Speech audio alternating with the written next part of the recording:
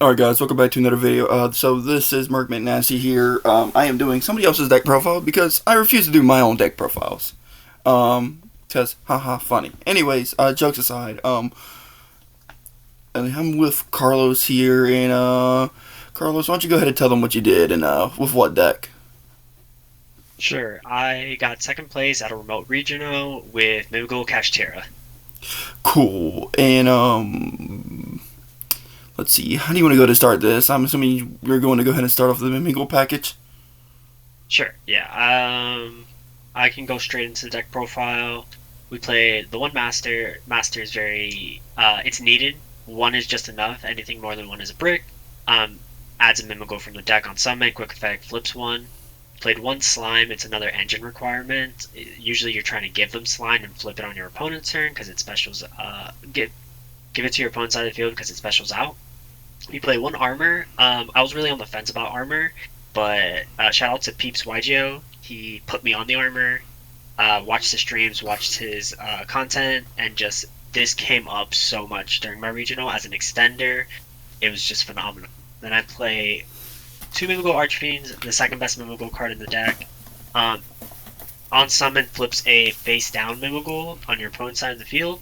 This triggers your talents during your first turn. This is your first unicorn rib. It's just incredibly good. It's part of the one card starter. Then we have three Mimighoul Fairy, the best extender in the deck. Reveal it, special to your field. This is how you go into your rank ones. And then the best card in the deck, three Mimighoul Dragon.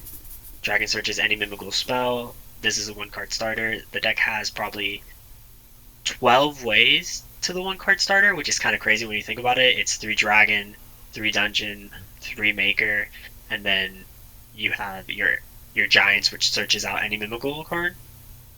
Um, so you have ways to make your plays go around, even if you get interacted with.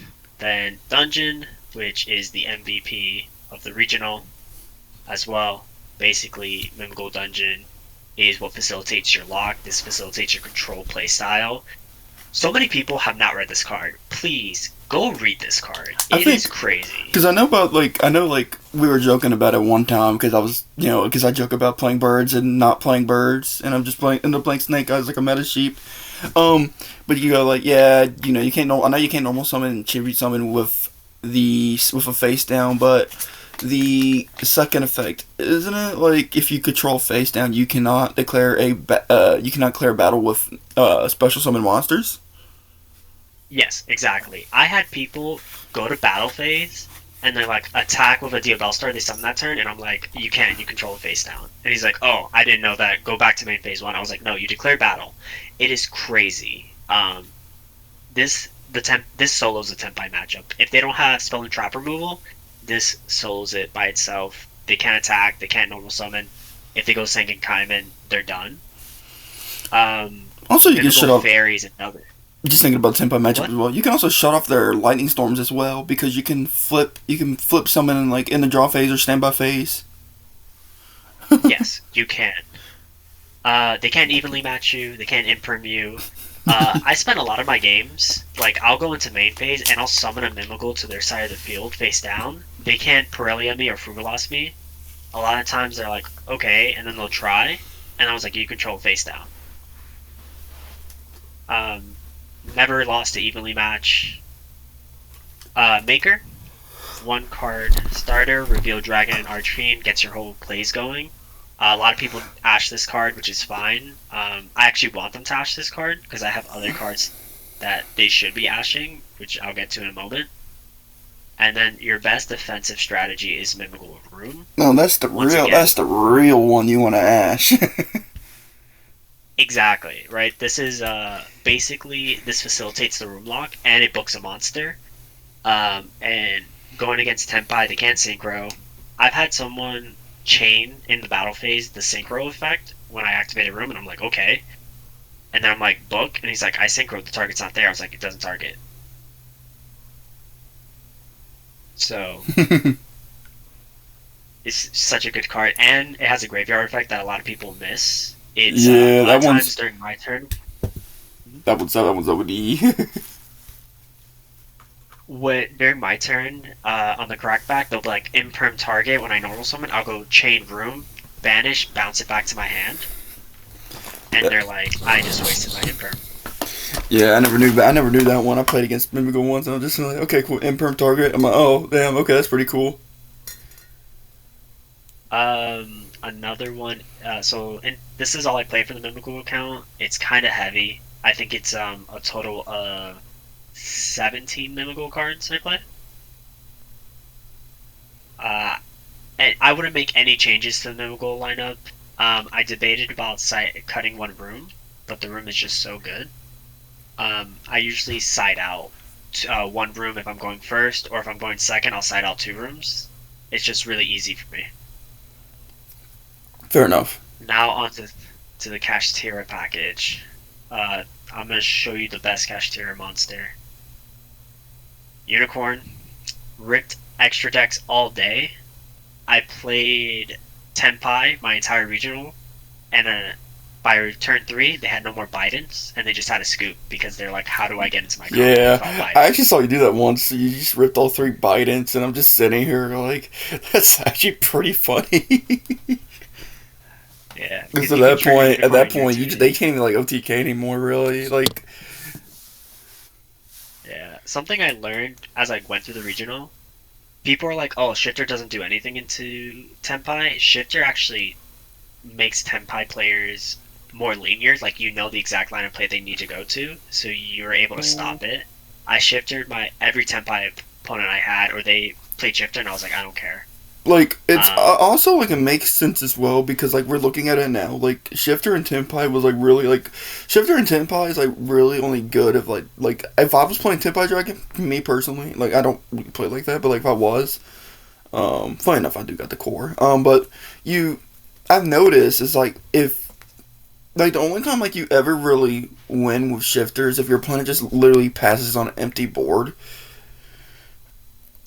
exactly, And this is and that's why the I call Tenpai Dragon like the best locals deck in the room because that's what it's I've noticed it has so many variations to where like you can open up nothing but normal summons, you can open up too many non-engine, you can open up shifter and like multiple cards that do the same thing and doesn't get you anywhere.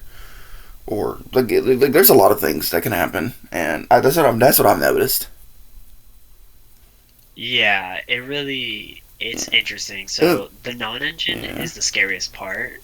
Um, that's why I play the Mimighoul package to kind of reinforce against the non-engine. Because the thing that sucks about Cash is like if they get destroyed, like if they board wipe you with Cash, it's really hard to come back.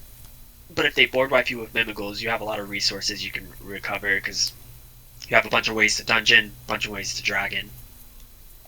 Um, like I think I got rolled a few times during the regional, and they thought it hurt, but I was able to go dungeon, add back from grave, which is very useful. I was able to recycle my extra deck, by the way. Out of But just curiosity, sitting on a unicorn.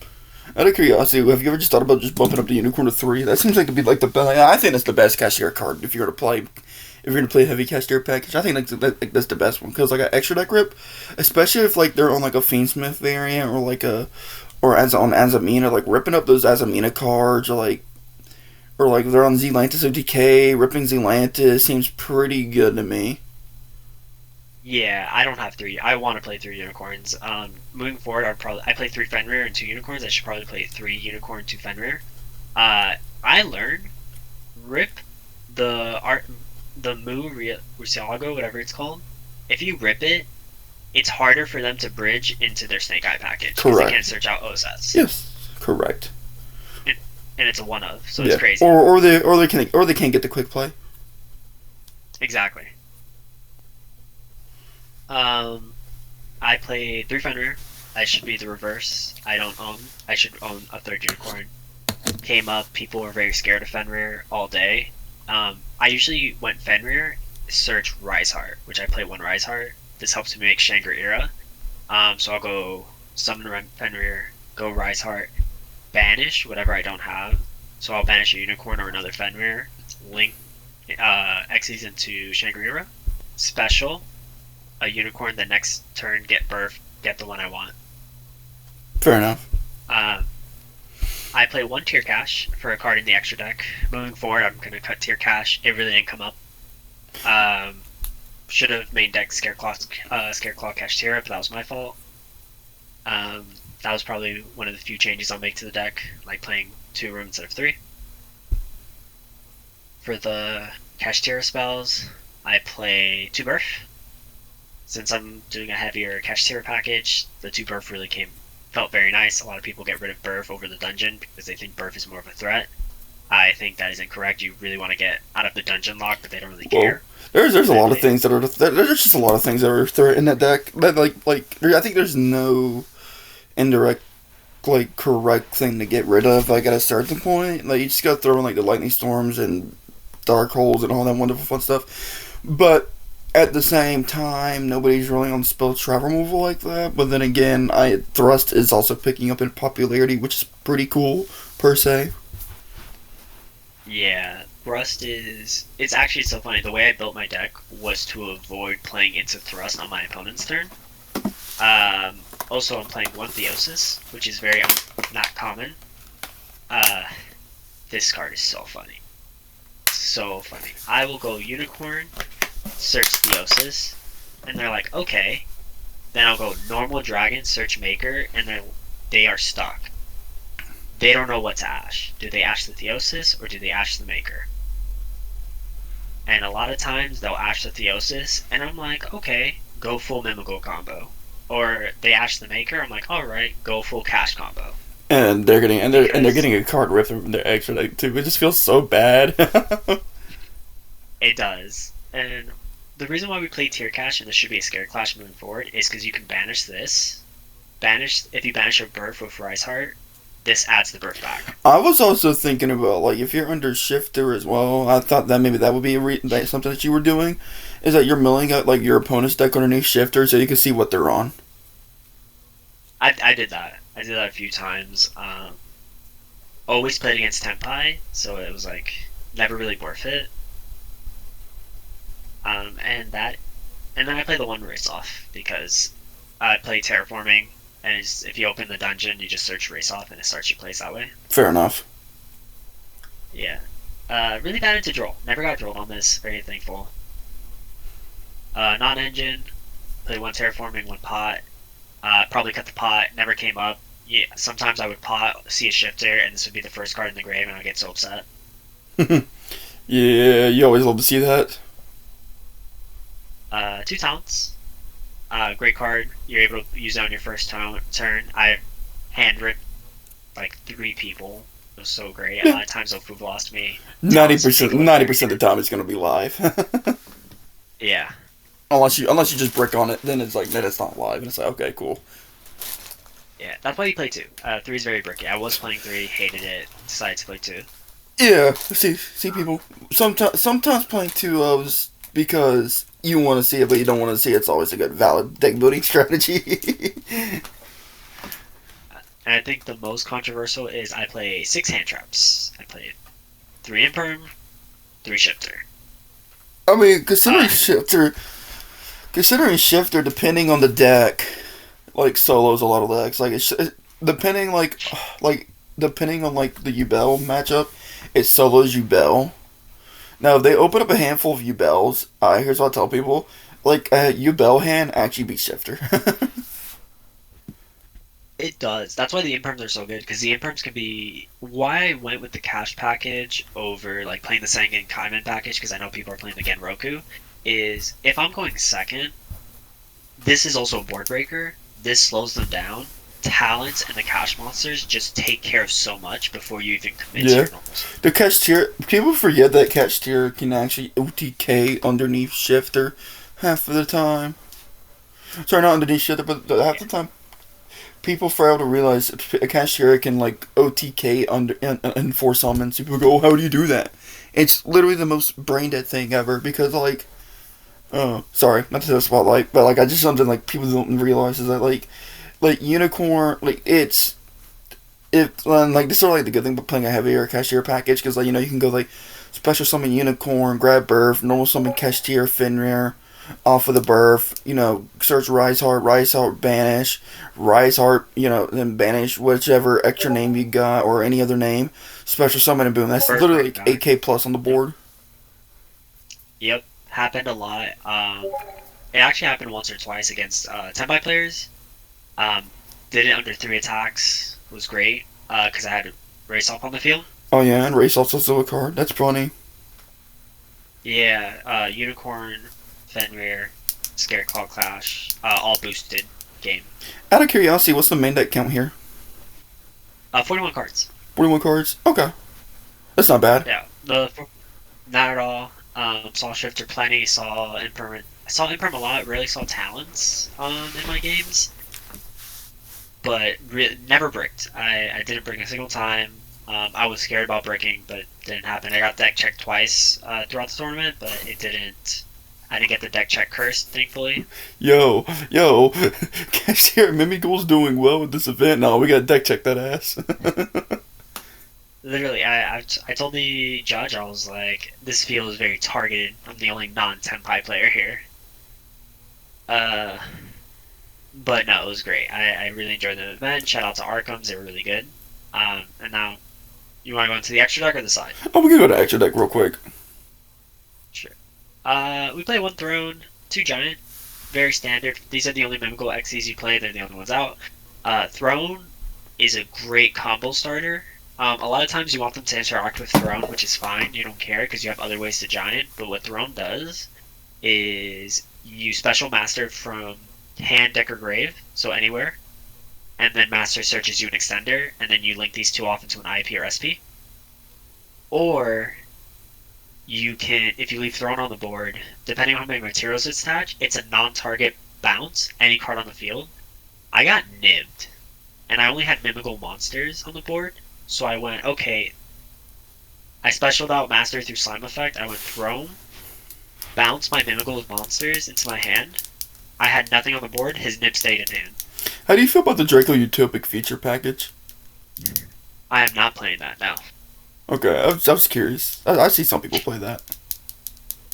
It's pretty good. The extra deck has a lot of flexibility. I think my extra deck could be optimized a little bit better.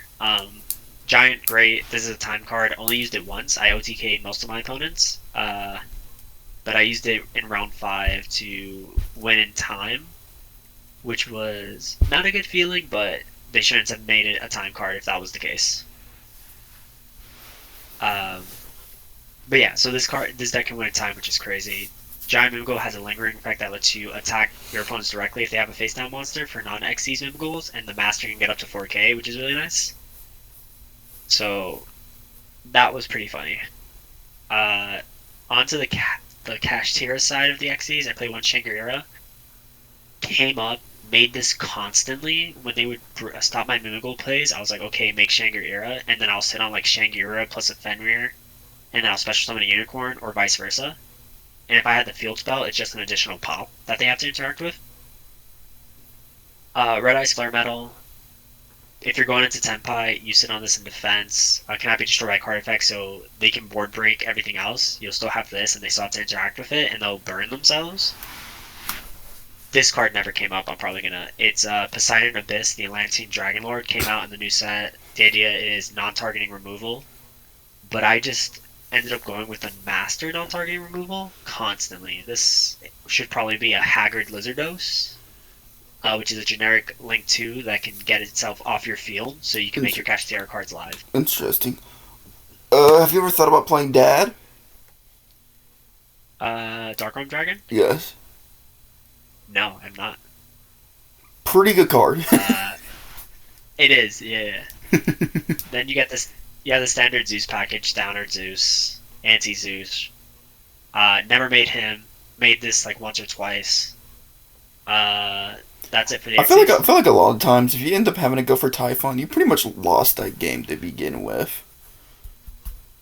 Yeah, you know what's crazy actually? Believe it or not, it didn't happen in this regional, but in another regional, I made Typhon a lot, and it was winning me games because I'll end going second. I'll end on like a small Kashtira board or a small Mimighoul board, and then I'll be like Typhon on top, bounce a card, and then they have to deal with like a Fenrir Banish or a Monster Bounce, a Monster Bounce from Throne, I and they can't suppose. activate their Flamberge. Yeah, It I was should funny. suppose that's pretty smart. Yeah, this like to end on a combo with this, if you really can't get into the monsters you want to get into, or you've like ran into a Veiler or an Imperm, it's pretty nice. Um, I play for links. I play one anima. They're all level ones except for master. Never use the anima effect. I was always linking it off for SP. Play one SP. Put in the work all regional.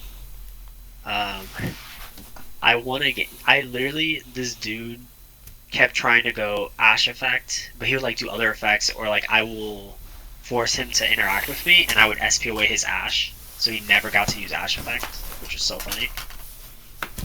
One IP. Sometimes you end on IP just to go into SP. Very standard. One Moon of the Close Heaven. This deck is a link deck. Not a lot of people know that. All the extenders of the mimighoul monsters help you link in to these monsters. When you get impulse, that's what they're good for. The new wave support are all extenders in the hand, so if they impulse you, you're like, okay, I'll just start playing. I'll just start linking up. Linked Snake Eye Ash and Promethean Princess with this card into this card. Oh lord, Jump Scare. Santa Fiendsmith deck. It's a closed moon deck. Yeah, put in the work. And then one Chungus. One Chungus. If I'm in, yeah. So I play a lot of level 3 tuners in the side deck. Uh, if I end up with a Kashtira monster and level 3 tuner under Shifter, this card puts in the work. Bro, just make Baron. I wish I could play Baron. That would be a better choice. And that's it for the extra deck. I would probably only change one or two cards in the extra deck. Maybe cut a giant down because you can recycle it with dungeon, or cut down. Definitely changing this. Dad, This was everything dad, up. dad.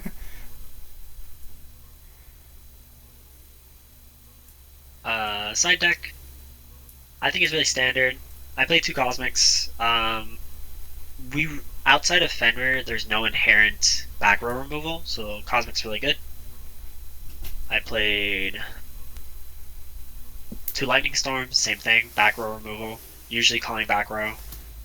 Played triple Dark Hole, great card, clears my own board, so I can play cash monsters, which is really useful. And then the one Scareclaw Kashtira, I usually side to sing Tenpai, probably gonna main it now because it just came up so much. Like, how does Tenpai answer this? They can after they use all their board breakers. You want them to go to the battle phase, so you be like, end of main, chain this after all the board breakers have been spent. Two Mourner, two Dogwood, cards I can play under Shifter, level 3. Also, not Bestial targets. So many people were upset. They were like, do you have any darks? And I was like, no. If I didn't see Shifter and I saw these and I just did that for them, they're like, wow. And then 3 Ash. If I know I'm going first, side this in for Fuverloss.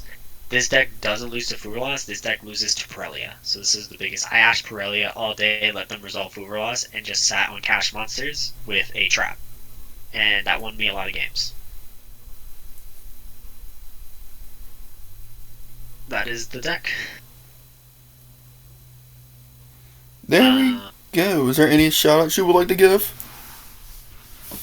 yeah, shout out to the Remoties Discord. It theory the deck a lot with me, helped me test with this deck a lot. It just felt really good to play like the cash monsters. Shout outs to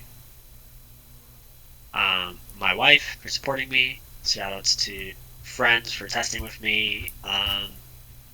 Yeah, it was just really good run. Shout outs to Peeps YGO. Don't know him, but he made me pick up the deck because he said really good things about this, and I just fell in love with it.